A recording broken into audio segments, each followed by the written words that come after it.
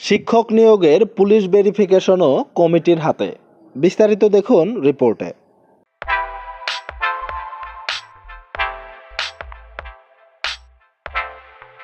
বেসরকারি শিক্ষা প্রতিষ্ঠানের পরিচালনা কমিটির থাবা থেকে রক্ষা পেতে শিক্ষক অভিভাবকরা যখন মরিয়া, ঠিক তখনই তাদের হাতে আরও একটি অস্ত্র তুলে দিতে চাচ্ছেন আমলারা। এতদিন যে কাজটি শিক্ষা মন্ত্রণালয়ের সঙ্গে সম্পর্কযুক্ত সংবিধিবদ্ধ প্রতিষ্ঠান বেসরকারি শিক্ষক নিবন্ধন ও প্রত্যয়ন কর্তৃপক্ষের মাধ্যমে সম্পন্ন হয়ে আসছে, সেটি এখন বেসরকারি কমিটির হাতে দেওয়ার সব আয়োজন শেষ করেছে। এনটিআরসির উদ্যোগে এন্ট্রি লেভেলে শিক্ষক নিয়োগে পুলিশ ভেরিফিকেশন বেসরকারি শিক্ষা প্রতিষ্ঠানের ম্যানেজিং কমিটি বা গভর্নিং বডির মাধ্যমে করার বন্দোবস্ত হয়েছে। সম্প্রতি এ সংক্রান্ত পরিপত্র জারি করার জন্য শিক্ষা মন্ত্রণালয়ে চিঠিও দিয়েছে এনটিআরসিএ। শিক্ষা মন্ত্রণালয়ের একাধিক সূত্র দৈনিক আমাদের বার্তাকে এই তথ্য নিশ্চিত করেছেন। জানতে চাইলে এনটিআরসিএ এর একজন কর্মকর্তা দৈনিক আমাদের বার্তাকে বলেন, ইতোপূর্বে বেসরকারি শিক্ষক নিয়োগ সুপারিশে পুলিশ ভেরিফিকেশন এনটিআরসিএ এর মাধ্যমে করা হতো। এনটিআরসিএ যেহেতু নিয়োগকারী কর্তৃপক্ষ নয়, সেহেতু নিয়োগের জন্য নির্বাচিত প্রার্থীদের পুলিশ ভেরিফিকেশন কার্যক্রম সংশ্লিষ্ট শিক্ষা প্রতিষ্ঠানের ম্যানেজিং কমিটি বা গভর্নিং বডির মাধ্যমে সম্পন্ন করার জন্য মন্ত্রণালয়ের কাছে অনুমতি চাওয়া হয়েছে।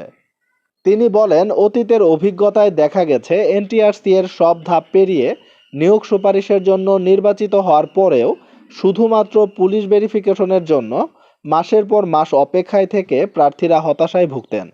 তখন যোগদানের পর পুলিশ ভেরিফিকেশন সম্পন্ন করার দাবিও উঠেছিল।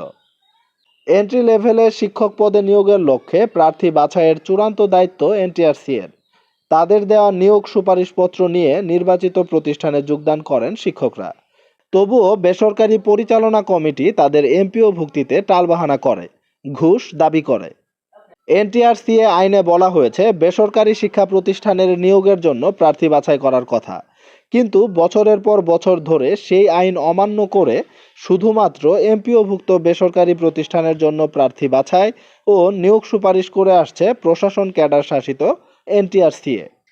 জানতে চাইলে সাবেক শিক্ষা প্রতিমন্ত্রী ও এডুকেশন রিসার্চ ইনিশিয়েটিভের প্রতিষ্ঠাতা ডক্টর আ.ন.ম এহসানুল হক মিলন বলেন, আমার ব্রেন চাইল্ড এনটিআরসিএ 2005 খ্রিস্টাব্দের 20 মার্চ যে উদ্দেশ্যে প্রতিষ্ঠা করেছিলাম ও আইন পাশ করেছিলাম, তার অনেক কিছু থেকে সরে এসেছে প্রতিষ্ঠানটি।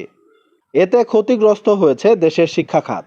শিক্ষক বাছাই প্রক্রিয়ায় এমপিও নন এমপিও দেখার কথা নয়। আজ যিনি নন এমপিও, কাল তিনি এমপিওভুক্ত হবেন।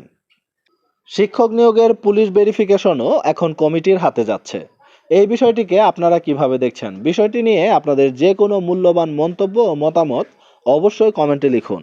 দেখা হবে নতুন কোনো ভিডিওতে নতুন কোনো গুরুত্বপূর্ণ আপডেট নিউজ নিয়ে। ততক্ষণ পর্যন্ত ভালো থাকুন। আল্লাহ হাফেজ।